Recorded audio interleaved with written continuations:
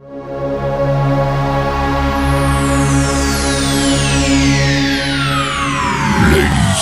and gentlemen, may I have your attention, please? The show starts in 10, 9, 8, 7, 6, 5, 4, 3, 2, 1, go.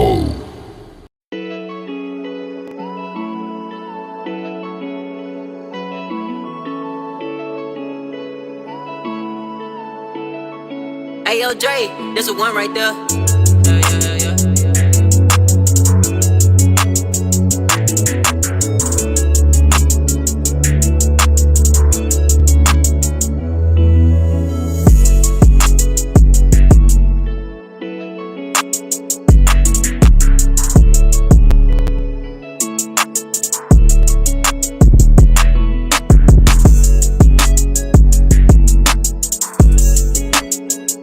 Yeah, we in here, man. Let's go.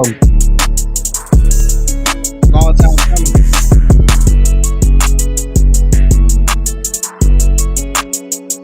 Yeah, let's go.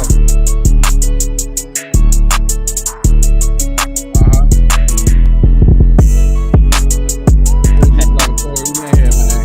We in here. We definitely in here. We live, man. We live and we lit. All right, let's do it. Let's do it. All effeminate, duck and hide. This ain't the channel for you. Run and duck. Tuck and roll. Cause you know how we coming. But on the real, this facts over feelings, man. Where we really speak from the heart, and we come with solid information, man. Yeah, man, we in here, man. This is gonna be quite a show, man. We gonna talk about something real as always, yo. We appreciate the viewers. We appreciate everybody that's tuned in. You in for a treat for real. We talk about stuff that people don't talk about. It's facts over feelings live. Make sure you hit that subscribe, you like, you share for real. Go over to the YouTube channel and subscribe over there and support. Got my brother Corey in the building. What's up with you, big brother? Appreciate it, and you just inviting me on, having me on. It's a pleasure. You know what I'm saying? DRM for life. You know what I'm saying? Follow me on IG. Definitely check up on us, and stay tapped in. See what we doing, man. Shout out to all the fathers. You know what I'm saying? All the men who stepping up. Shout out. Hey, yo, we talking about the Black Gatekeepers today. We ain't gonna hold y'all up or nothing like that. We talking about the Black Gatekeepers today, and basically we gonna get right into it. You know what I'm saying? There are black people that gatekeep for success. You feel what I'm saying? And this is something I don't hear people talk about often. We got people that control access to certain successes for people, but they want to keep them down. I like to call it like a crab in a bucket type of thing. Also, before I get started too, my brother Zay, he couldn't join us today. He said he was sick, man. Definitely keep my brother Zay in y'all prayers and all that. Isaiah, wish he could join the stream and all that. Definitely keep him in y'all prayers, man. Powerful brother. He always struggled with his family. He ain't even gonna pop out if his family ain't right. So y'all make sure y'all send our brother some love for real. Definitely respect. Shout out to Zay. Missed him too. You know what I mean? He's chiming in on real conversation. He keep us on our toes. Absolutely, yo. I mean, one of the great minds. We don't have a lot of thinkers out here now, but he definitely one of them thinkers for real. He will make you think for real. But like I was saying though, we got black gatekeepers to success, and a lot of times I like to call it like a crab in the bucket mentality. I don't hear people really describe it as much, but that crab in the bucket mentality is basically everybody in the same barrel, and you can't get no higher than the highest person in that barrel. Nobody's getting out of that bucket, and I think a lot of that is black people gatekeeping for success. When people have jobs and all of that stuff, instead of making them bosses, we want to make them workers. And that whole mentality to me is baloney. Like we still carrying that over as like a PTSD type of thing, a post-traumatic slave disorder. You know what I'm saying? Because we were on a plantation. It was light skin versus it was field nigga versus house nigga, light skin versus dark skin, and then you had the master over all. So it's still like that whole plantation complex when you talk about it. What's your thoughts on that? I feel like, I always go back to that letter. I always go back to the Willie Lynch letter playbook. You know what I'm saying? That playbook has only perpetuated the same agenda. Even though we not in chains, even though you're not, you know, typically you don't see slave. We not running around like slaves, but we keep that mindset that we need to protect only this little piece. But that's what they make you feel like. You know what I mean? It's Right, really you have to protect this, and this is something that's given to you. At a major cost. It's really not. They we have to learn that they capitalize off of the fact that we are not going to make each other a whole. It's not. We're not going to groom bosses, kings and queens. You know what I'm right. saying? Yeah, and that stops the motion because if you think about it, most I'm gonna just be upfront. Most other races, they will hire their worst relative over top of their most qualified black. Candidate. Yeah, Hmm. if that means that I have to make sure that this stay in my family bloodline. Hmm. Boss, I've seen that too, and the thing about that, what gets me is that the other races and people like that, they get that concept, because when they come over here, regardless of who they peoples is, it doesn't matter how old they is. I've been in stores where they have the young kids and they're showing them how to work registers and stuff like that. See, we got a problem with um making people bosses. We have an unhealthy competition that we're competing with each other. It's just totally unhealthy. I can see the competition where as though you got this business, we got that business, and um we'll see who can hit the top and stay at the top the longest. That's healthy competition. You know what I'm saying? But the keeping up with the Joneses, that's the crab in the bucket mentality. That's what's gatekeeping us, because we know that we got access to Gucci, Louis, Prada, whatever, but everybody else don't, and we making it seem like material is gain. I made a quote a while ago that said, we went from judging people based off of the content of their skin to the content of their character to the content of their wardrobes and their pockets and their driveways, and that's where we at now in America. As far as the black culture goes, you know what I'm saying? You got a lot of black gatekeepers that's guarding and protecting your success. They know the way. They know that they can get you there. They know that you got the skills to do that. But see, I think that what they gatekeep them for is because they don't want somebody to be bigger than them. right. You know what I'm saying? Like, we was having this conversation early, and I was like, "Yo, if I if I showed somebody something, right, and they took off with it, and they just, you know what I'm saying, went above and beyond, and they just took off, you know what I'm saying, I would be genuinely overjoyed. I'd be daggone there ready to shed a tear, you know what I'm saying, knowing that, yo, you know what I'm Yeah, saying, told him something, he just took off with it. You know what I'm saying? Other people actually envy. And that's why I like DJ Envy too. I'm gonna put that on a for the raps too. I don't like no nigga named Envy, especially DJ Envy. For real, yo. Because people envy your success, and envy is one of those things where that's causing people to gatekeep. They envy you, and they in higher positions right. because they know that once you tap in, once you get there, you're gonna do it better than they do, and they don't want you to do that. And so I wholeheartedly disagree with that mind frame. That's crazy because the whole mindset, it should be you should be proud of something like that because that's like a person you could say I'm literally a part of that success. You see what I'm saying? Because and that's where you should be happy. Like I had a piece in that imprint right there. That imprint that he just made for me showing them it could be basic things that he took to the next level. You know what I'm saying? You Right. got like that. I'm winning. That's like I told you. That's why I told you, bro. Like when you win, I don't necessarily have to be benefiting from it by a financial gain or recognition like that. You and I know I'm happy. Just that's like me winning, cause I know at the end of the day, you know what I'm saying. I ain't far from you know what I'm saying? We not Right. for each other. It's a family business. You know what I'm saying? Unspeakable family business. But that's not what we see now. And what bothers me the most about it is I know that they keep us they keep us right where they want us to be as long as we keep moving that way. As long as we willing to cutthroat or be cutthroat to each other, it don't matter how much we stand outside, hold hands, how much we protest, how much we say all of that. All they don't mind us. They don't mind the show.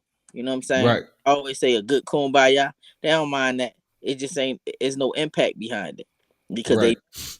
if we don't master the art of looking at each other and seeing each other grow. Like basically, I'm talking about if you get a house, if I get a house first, I need to show you how to have ownership, own property. I need to show you that, even if I gotta walk you through that, even if you know what I'm saying.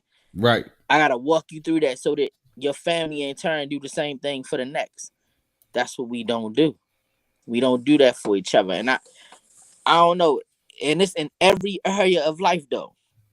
If you think about it, it doesn't matter whether you're an entrepreneur, doesn't matter if you're an artist, doesn't matter if you're a creative, it doesn't matter if you're a working man. You see what I'm saying? The Right. crazy one is the working man because you cutthroating for another person's family. You see what I'm saying? Like, Right. and you're a cutthroat all your brothers, you know what I'm saying? Because you got a supervisory position. All right, now let's look at this here. What Mm, does it mean to gatekeep? Now, of course, I guess, of course, this is a black person term, and that's why we love our people, we love black people. We stay coining terms, we stay making up words, we stay controlling all the other narratives except the important ones, which we are getting established now. You know what I'm saying? Important narratives we still got to control, but I love black people swag. Gatekeeping is a black mm, person term that's coming from the Urban Dictionary, because of course the dictionary doesn't have a definition for that. If they did, they would have enlightened the slaves on what a gatekeeper was. But anyway, let's go. A gatekeeper is a person who controls access to something, for example, via a city gate or a bouncer, or more abstractly, someone more abstractly controls who is granted access to a category or status. Gatekeepers assess who is in or out, in the classic words of management scholar Kurt Lewin. So, gatekeeping is just a person who controls access to something. We can see that a gatekeeper is just a person who controls access to something. And so, this is why we talking about gatekeepers, because a lot of people do not talk about this, and this Facts Over Feelings live. So we're gonna pull up definitions and all of that, you know what I'm saying, to get to the nitty-gritty. So with all that being said, um there are people that control access to our success, and you would be surprised to know that they share our same color. You would think, okay, since we all come from like the same backgrounds and stuff like that, then you would know what it takes, and you would know what we've been through, and you would probably send that ladder back down. You're wrong. right. You couldn't be more wrong. There are black gatekeepers that do not like your success. Let me give you an example. Jay-Z, he's a billionaire, but Kanye West is richer than Jay-Z. But Jay-Z put Kanye West on. So regardless of all this Illuminati and stuff, which I don't agree with, and all that stuff about Jay-Z, one thing I do like is that he made billionaires. You got Rihanna. I think Rihanna makes more than Jay-Z, and he made both of them who they are, Rihanna and Kanye West. Now let's look on the flip side. You got P. Diddy, right? See, now Diddy is like a billionaire, almost a billionaire, but Right. he's a gatekeeper for your success. All that making a band and all that stuff, he ain't make nobody up there with him, nobody bigger than him. He's a No, gatekeeper. yeah. He's a gatekeeper. I mean, he done a lot of things All for of hip hop and yeah. all that stuff. Yeah, true. You can't take that away from him, and I'm not trying to take that away from him either. You feel what I'm saying? But what I will say is he's a gatekeeper. He wants workers. He doesn't want people to outwork him and outclass him, especially in his own field. Or out or neck and neck with him in no type of way. Mm-hmm. Nobody that can't that he there's nobody. Let me think before I even speak on that. Nah, there's nobody that he put on that's standing next to him. No, you're Nope. not. And they all have the same type of story with him. You know what I mean? Mm-hmm. Type of bad business deal or something went wrong. But he made out though. He walked away making out. Right. You know what I'm saying? You got Ness. Ness is that boy nice. You know, Mm-hmm. that's still nice to this day. There's no reason why he shouldn't have had a better career. Mm-hmm. But you know, Because they gatekeeping, yeah. and this is something that we have to realize in our community. When we realize we got people like that, we got to let them go, because they holding you down at the end of the day. You talking about crabs in a bucket, but realize the person who's the fisherman who set the trap for these crabs to be in the first place. Why are we Yeah. not talking about that either? You know what I'm saying? Why is there a bucket anyway for all these crabs to be in? How did they get there in the Right. first place? And this is how these are gatekeepers that put that bucket there, that put that trap there, and everybody that go into that bucket do not come out. That's a gatekeeping. And it's a flip side to that too, that you always want to be mindful of, because what about the part of us that don't know how to manage or appreciate when somebody when they are extended that olive branch? Like, you have that type of situation, like not understanding how not to take advantage of a opportunity. You know what That I'm that's a good question for Yeah. real. If I That's a put good question. or if I stamp my name on it, or I stamp me on it, period, I put my face on it, whatever the case may be, and then you turn around and do something reckless. You know what I'm saying? Don't, Hmm. I need you to walk away from. You can't be outside right now. I need you to focus on this business. Well, Saying, I mean, I see it all the time in society. Look, well, you can see how on like them late night shows. Don't you know how like on locals channels they have those paid promotions and all that, and they would tell you, well, these views doesn't necessarily associate with the views of the channel. yeah, It's just a paid promotion. yeah, It's the same type of deal that black people can do. I mean, and since we're talking about that and business, there's another that's another thing that we need to talk about too. Black businesses and why black businesses have a bad reputation. You know what I'm saying?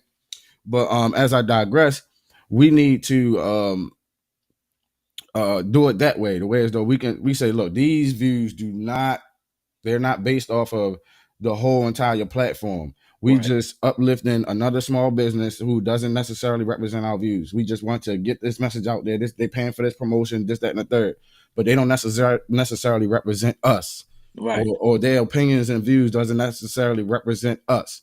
And with that being said, we can go into the black businesses, and as you can see up there on the screen, the black people and their spending power, and with the black business, because black businesses, they have a bad reputation, to be honest with you. You know what I'm saying? Mm-hmm. Everybody knows that, and if you hear people talk about black business all the time, you always hear them talk about it in a bad and a negative connotation. Yeah.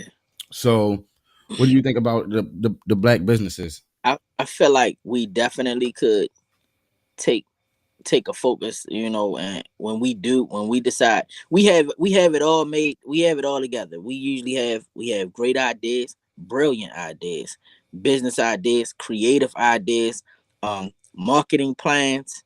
I have seen, I don't think I've ever seen nothing more creative, what I'm saying, as far as marketing plans and gifts, and incorporating your ideas into something that can make money, something out of nothing. Not like black people, Right. but we need to take a class in customer service, Mm-hmm. because a lot of us, we honestly, I understand it. It feels good to not have to do something that you used to look over your shoulder for, and now you looking at legit money.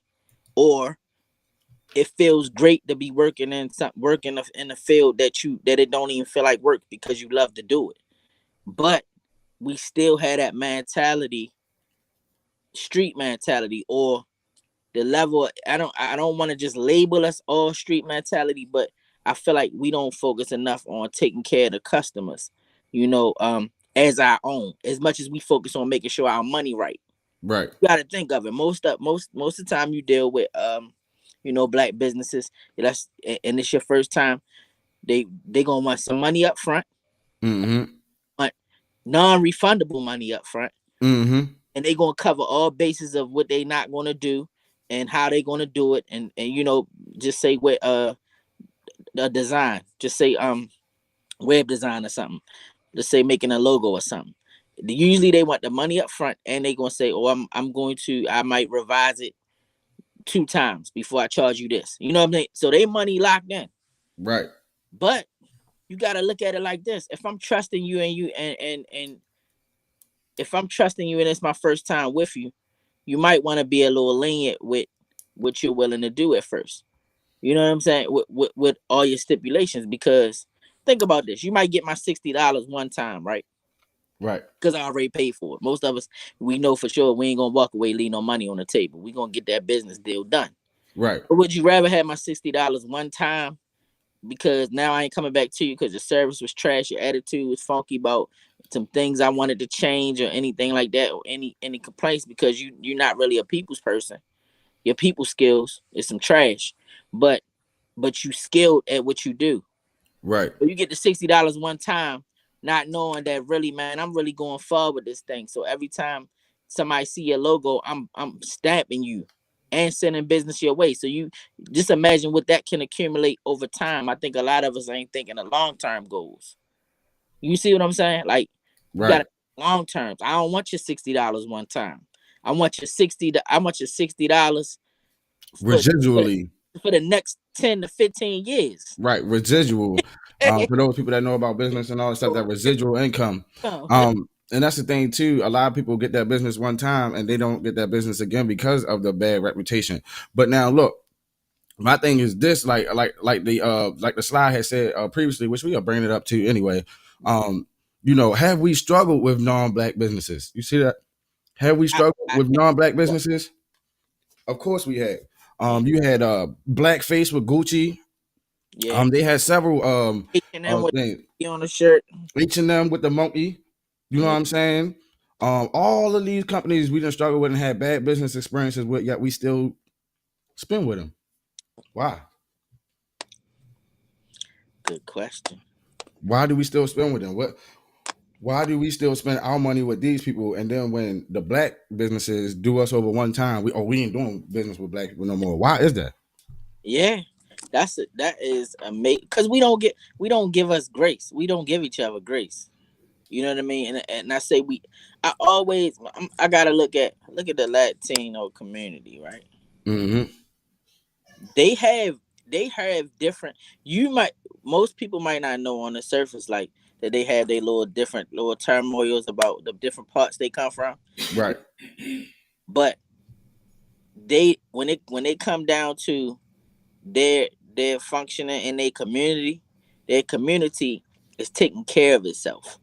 You see Right. them, and that's how we might not be the type that can all live in like 10 of us into in a two bedroom.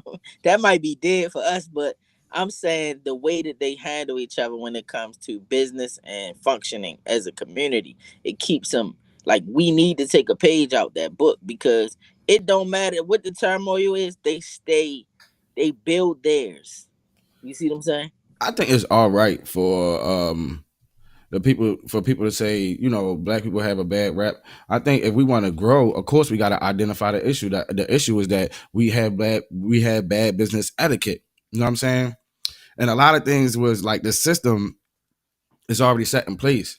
That's one of the things that we kind of sort of can't change. This is a capitalistic society, so that system is already set in place. It would be incumbent upon black people to understand the system of how the economy works in terms of capitalism first, Right. and then we do it according to the way that it's supposed to be done, the way they do business in the capitalistic world. It only makes sense, not unless you want to build a different economy, which is possible. You know what I'm saying? Which is definitely possible, but I think black businesses have a bad rap because we don't really know business. We don't go into business, and really we should be the ones to make business and make business practices.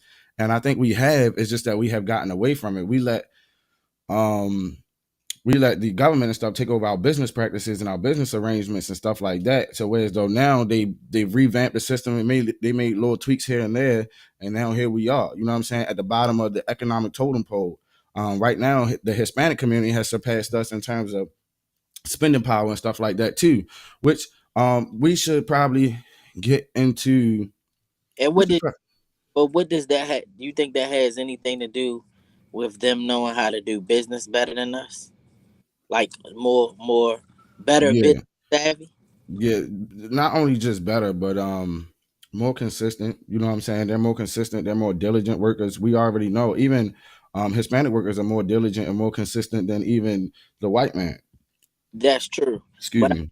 but I look at it too. I feel like one of they most the strongest weapon that they have is the power of moving in oneness. Mm-hmm. Mm-hmm. You feel what I'm saying? Like to me, like that trumps a lot of things when you know how to move as a unit. Right. You know what I'm saying? You coming out with the same focus. The man carrying the man that's getting the trash is just as important as the man who writing the blueprints. Like that type of mindset.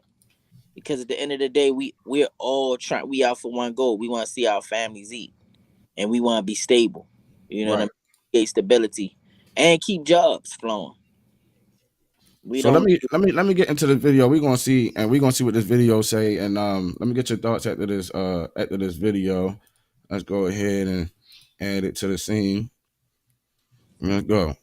It is time now for our Equity and Opportunity series, and Frank Holland joins us this morning with a closer look at the growth in black spending power. Frank. Hey, good morning to you, Andrew. Black spending power reached a record $1.6 trillion in 2021. The ability to buy, save, and invest more than doubling since 2000. That growth exceeding the full U.S. economy, but actually lagging other ethnic groups. Latinos with a 288% increase, Asians with a 388% increase in spending power. However, other groups, they've also seen an increase in their net worth. Black Americans instead have seen their wealth actually fall by 14%. And with the S&P gaining 27% last year, the value of U.S. homes increasing by 31% last year. Many black leaders are asking the black community to really rethink how it spends. Wow. Save money to purchase the most important asset you'll probably ever own, and that's your home. And that to me is equally important. As I said, I'd put it right up there with arguing or campaigning for or supporting voting rights. I would love to see us spend more money in the stock market. Instead of buying the hottest new thing, buy the stock of the hottest new thing. And that's something that you can also pass down generation to generation. Home ownership is typically the biggest wealth builder in the black community. That's actually fallen more than 3% since 2000. And annually, black families accumulate $300 billion less in wealth than white families, and they save $75 billion less. The racial wealth gap now at more than $11 trillion. Back over to you. Frankie, the statistics are startling and fascinating in so many different ways. Do business leaders and other experts have thoughts on how to stop the trend and what's really behind it? Yeah, of course. I mean, some of it is simply allocating more capital to assets that at least have the potential to appreciate, things like houses, stocks, and bonds. Other reasons are systemic, and that's why about 1 out of every 5 black family has a negative net worth. Right now, systemic issues, redlining in housing, disparities in education, and other issues that are going to take a longer time to address. Shepard Smith here. Thanks for watching CNBC on YouTube. Crazy. And there you have it. There you have it. And I'll let you get your thoughts in first. Let's hear it. First of all, that's a lot for coming from, you know, how you getting that information from a white man. You know what I mean? Like, Right. Black people need to whoa, you know. But I agree. You know what I'm saying? Like, we just need more direction of how to stay more disciplined, man. Like, discipline about the steps that it take. You gotta admit, and it's on. We are more concerned about looking like money than we are with actually having money. You know what I mean? Like, that's one thing. Like, the mindset of that, and I think it's a lot of pressure. Even if a person, they might know, like, man, I could just focus on, you know, putting this money away as opposed to, you know, rocking labels and showing the fact that I ain't hurting. Right. But man, sometimes you gotta move that way. You know what I'm saying? So that you know what I mean? Like, it gets old anyway when you think about it. Those things. They depreciate over time in value. Right. You know what I'm saying? But they bank on us.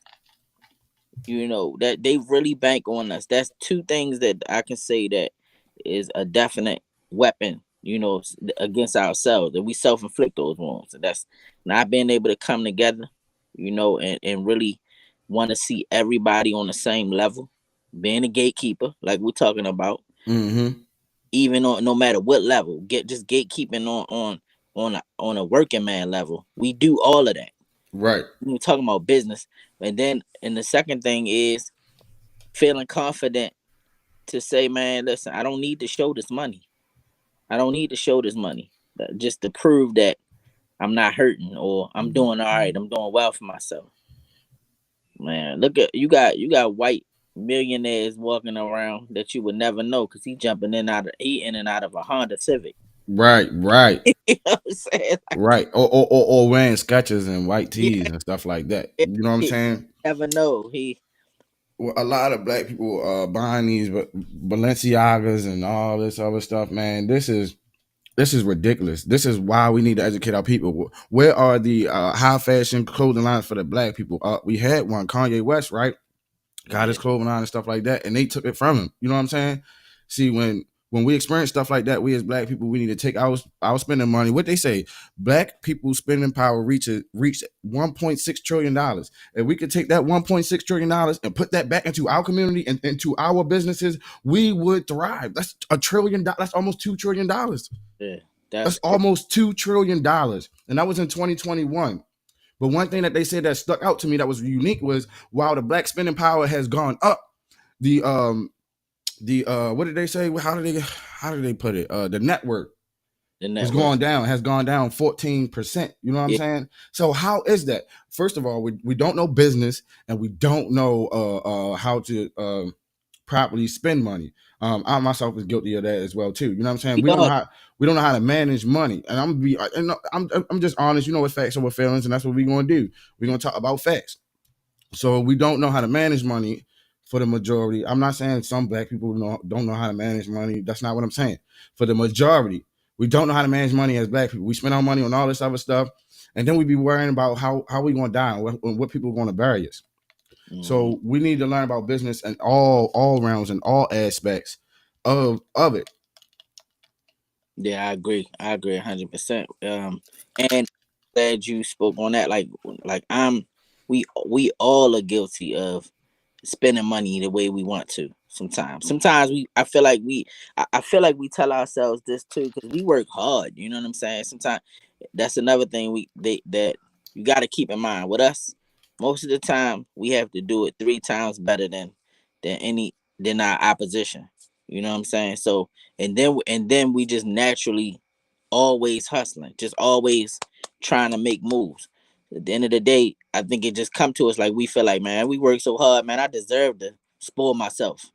You know what I mean? Like that's Right. that mentality. But when you talk long term, the long term goals and focus, like they really capitalize off of the same us knowing the fact that we're going to run through a certain amount of money and we're not going to put it into stocks or something that actually will last. I remember getting sat down and a coworker. So this is years ago. I started working overnight for Home Depot. It wasn't a lot of money. You know what I'm saying? I was working receiving, so it wasn't a lot of money. And Mm-hmm. but a white guy sat down with me. He was like, "I want to show you something." He said, "I want to show you why you in here basically killing yourself for this company." Cause that's what you're doing. You running hard. They rely on your back. They rely on your hustle. That's what they love. Work. They love the fact that you're a workhorse. Make sure you take. He showed me how to move the percentages of move the money around within their stocks. You know what I'm saying? And Mm-hmm. he told me that this is how you pay yourself. So you're not working for this amount hourly. You're working for these stocks that they was doing something like if you buy whatever percentage you buy, they gonna match you. So while Right. you there, you're getting double. Man, I told every person once I learned how to move that around, I was almost giving little classes to everyone because I was telling them like this Giving is them free game. free game. And you know what? You know how I mean? Man, I cashed out on my stocks because I needed to move. I ain't Mm. know where that lump sum was gonna come from. You see what I'm saying? Or I Right. cashed out on my on my stocks because I needed to put down on a car, and it was really helping dudes win. Because other than that, you coming in there, you lifting 100 pound boxes, toilets and all that, stacking pallets and all that. Mm-hmm. and you broke as soon as you get paid. You feel me? So Yep. that Yep. was, yeah. So My yeah, thing is this too. I think, I heard the guy say we gotta save, we gotta save, we gotta save. That's one thing that I would want to tell our people and inform our people, those that's listening, is you don't save your way to riches. You can't save your way to wealth. You have to spend your money. It's what you spend your money on. Like you alluded to earlier, the appreciating assets versus the depreciating assets. Are you spending your money on investments, or you keep on spending your money and you don't never see a return on it? You're not never seeing anything come back from it. That's the whole thing. I don't think you save your way to success. I don't think you save your way to wealth. Not at all. Not at all. Especially with the way life goes and all emergencies, all the pop-up things that go. No. I think the best way to do is spend your money. You have to spend it. But I mean, that's what money is for, to be spent. But it's what you spend it on. You know what I'm saying? Are you spending your money on projects that's going to make more money? Or are you spending your money and once you spend it that one time, you never get it back? I believe the statistic is the black dollar lasts in the community 6 hours before it leaves our community. And you got other communities, like I think Asians were the most, where it passed like 20 people, stayed in the community about 30 days or something like that before that dollar left that community of people. We don't know that kind of economy. We need to go back to learn that kind of economy. oh, they saying it. So basically it touched 30 hands within their community before Mm-hmm. and with how long? 6 hours. That's crazy, bro. I'll do the research. Let me see. I'll do the research. Let me see. How long does the black dollar stay in the community? I see it right there. Let's do this. Black dollar doesn't circulate like it should. Okay, let's read this. Let me go ahead and I'm gonna go screen share this. Let's share this to the screen. Can you see that? No? All Okay. right. Here we go. All right, bet. Here we go. Okay, the black dollar doesn't circulate like it should. It's time to put your money where your mouth is. The racial wealth gap isn't going anywhere. In the wake of the pandemic and protests for racial and social justices, black businesses continue to remain a fragile coterie in the eyes of the economy. The dollar in the black community is inconsistent, and the racial wealth gap could take decades to bridge. The common recurring statistic in money circulation within communities, according to the NAACP and other organizations, suggests that the black dollar is unregulated. Studies say that the average lifespan of the dollar is approximately 28 days in Asian communities, 19 days in Jewish communities, 17 days in white communities, and just 6 hours in the black community. See, I told you I wasn't making this up. This facts over feelings. Hours. 6 hours, which means just like how you said, you know what I'm saying, for most people in the black community, as soon as you get your paycheck, that money is gone, my brother. Where else? That money gone. That's a fact. It's a fact. Days, like, man, that's a reality check for real, bro. Like just hearing it, looking at the statistics from that standpoint. Yeah, we got to do better. We have to, and it's not just the business owners, it's as consumers. You know what I'm saying? I feel like all around accountability. You know what I'm saying? Even personally, like we got to get better with dealing with each other, handling each other. You know what I mean? Problem solving skills. Right. To business with each other. You know what I mean? Right. And support. Right. We got to support our people. We got to support our black businesses, man. We got to support our people. We got to support our black businesses. I know it sounds cliche, but it's true. And you know that term where they say justice is just us. Justice is just us, my brothers. It's just us, my sisters. Who else is going to help us? The government ain't help us. They keep us. That's another thing. A lot of black people are in welfare because they're on a government assistance. The government does not make people rich. The government actually funds the poverty and the impoverished. People are impoverished because the government funds this. When you get your stuff from the government, man, it doesn't make you a millionaire. It don't even make you living comfortably, especially when you get in those disability checks and all that stuff. Where do people think that the poor, and what do you call it? what do they call it?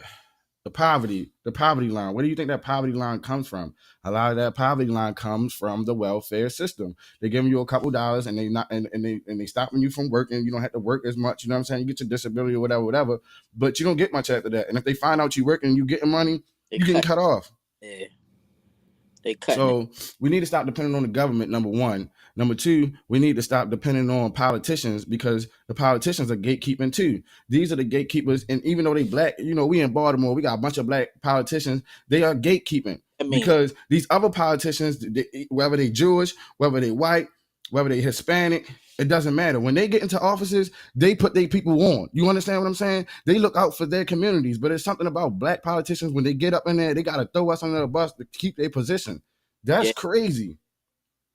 Why is that not being talked about? So let's not look at the politicians. And if the politicians really wanted our vote and stuff like that, black people keep voting Democrat and all that stuff. No, make them earn your vote. Yeah. Don't vote Democrat. Don't vote Republican. Make them earn your vote. Yeah, not because they black, not just for the sake of that. We all for that just because they are kind. You know what I'm saying? Of your kind, it starts here. It starts from that heart for real, and the way you of your kind. Because at the end of the day, I know each and every one of us that had a person that's not necessarily a black person in your life, but they ride hard for you. You know what I'm saying? Because they just had a heart for what you doing. Heart is heart. Right. So and it starts with it's a list of things that I know that we can go down, and discuss about how to get there or what may be a solution to certain problems. But it really is all around accountability, bro. Like not just the way we deal with each other. If we support, if you see that I'm coming up and I might have a business of the same nature that you're doing, don't see me as a threat. Right. Assist me. You know what I'm saying? Because actually, you never know. You might find out an idea that might help you grow more. You know what I'm saying? From the underdog. Right. We don't take those chances. It's like automatic. You looking at competition, and it shouldn't be that way because that's what they expect us to do. You know what I mean? Like give them classes, and stop. One thing about it is we have to learn that in order to get us there, we might have to do some work. So we're not gonna get paid for every opportunity. Everything does not. The dollar might be on the back end. I'm not saying don't be in it and give all your game for free, but sometimes just to start to create a foundation, it might be something that we need to do. Some charitable giving may need to happen. You see them? Because we charge for everything, bro. I ain't gonna lie. We will charge you. I mean, we can't give too much away for free either. What my solution would be is for black people to learn how to barter. And that's why you need to learn skills. Black people need to learn skills instead of going and getting worthless college degrees. Learn skills. If you do hair and all that and you need your grass cut, look, I'll do barber, whatever, do your hair in exchange for getting my grass cut. So that way we render services for services. That's called bartering. We don't have to borrow. We don't have to get on the credit systems and stuff like that. We can build our own credit system through services like bartering. That's like old time services. I'll give you an example.